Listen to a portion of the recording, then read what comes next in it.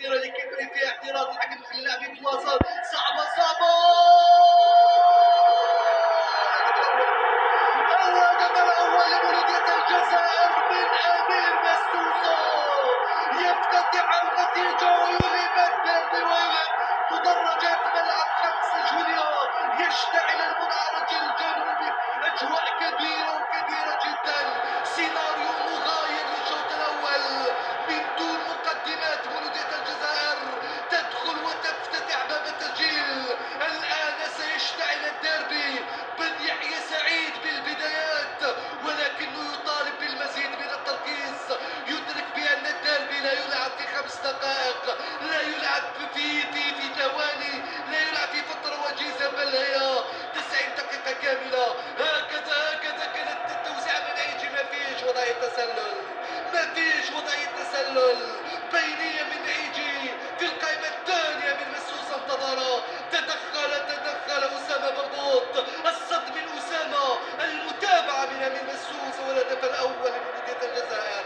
الآن صدقوني سنشاهد ديربي آخر، سنشاهد الديربي الذي انتظرناه، الديربي الذي اشتقنا إليه، الديربي الذي يخلي الاتحاد يرمي بكل ثقله في الهجوم للتعديل ويخلي المساحات للمولودية، ويخلي بن يحيى يغير كل خططه، ونبيل معلول يغير الخطط أيضا، لأنه الأمور ستكون مختلفة تماما في المنعرج الجنوبي. حكاية أخرى ومتعة أخرى وجنون في المدرج السفلي والعلوي أيضا. هذا ما يفعله الديربي في المناصرين. هناك مخالفة يقوم شيرية وانطلق حميدي الآن. حميدي يقدم كرة من هناك، انطلق مسوسة، انطلق زكريا نايجي، زكريا مع مونتيكو، زكريا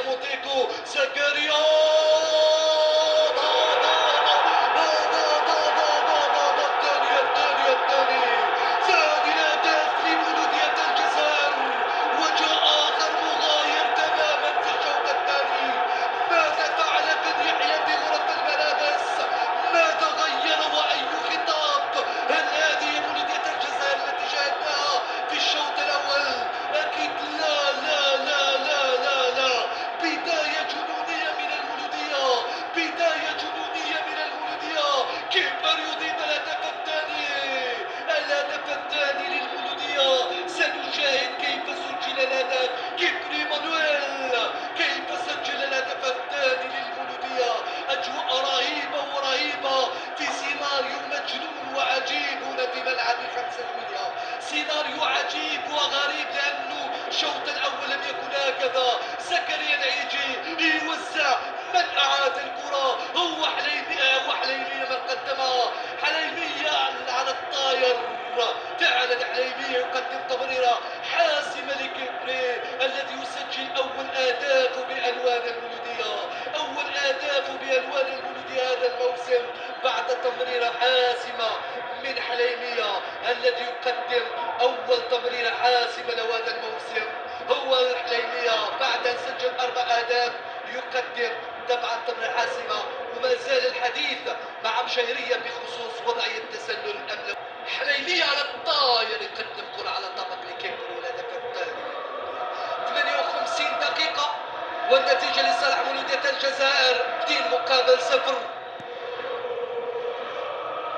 لما كان اللعب متواضع وغابت الأهداف كانت المتعة فوق المدرجات استثنائية، فما بالك اليوم؟ هل في خطأ أم لا؟ لأن التسلل خلاص جاء لخلف اللاعبين. سنشاهد إعادة وننتظر هذه واحدة من اللقطات المعقدة والصعبة.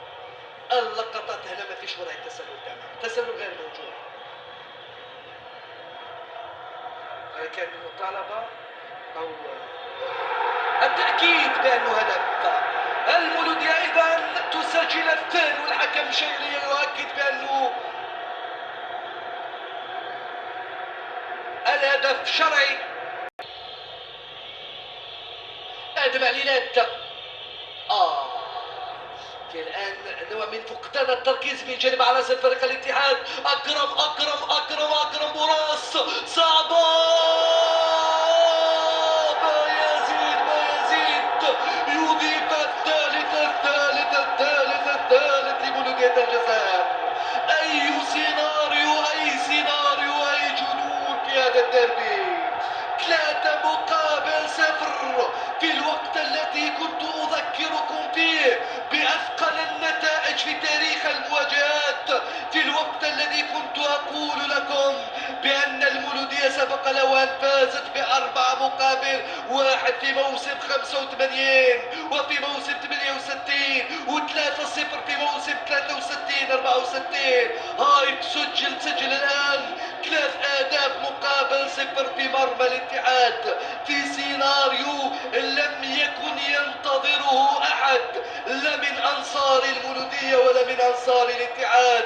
أشد المتفائلين من أنصار المولودية لم يكن ينتظر هذا الثلاثية أمام من؟ أمام الاتحاد، أمام أقوى دفاع في البطولة، الفريق الذي لم يتلقى سوى 3 أهداف في قبل هذه المباراة، يتلقى بعد ذلك 3 أهداف في مباراة واحدة في سيناريو لم يكن أبدا متوقع. ولكن هذا هو الديربي، يخليك تتوقع كل شيء، يخليك تنتظر كل شيء، ويخليك تتوقع كل سيناريو ممكن. أكرم بوراس وفي تماس للاتحاد تسجل 3 معنوياتك تكون في السحاب، تصعد تتفوق في كل الكرات تكون ناجحة معك. يلا لما لا، هدف رابع في هذه المباراة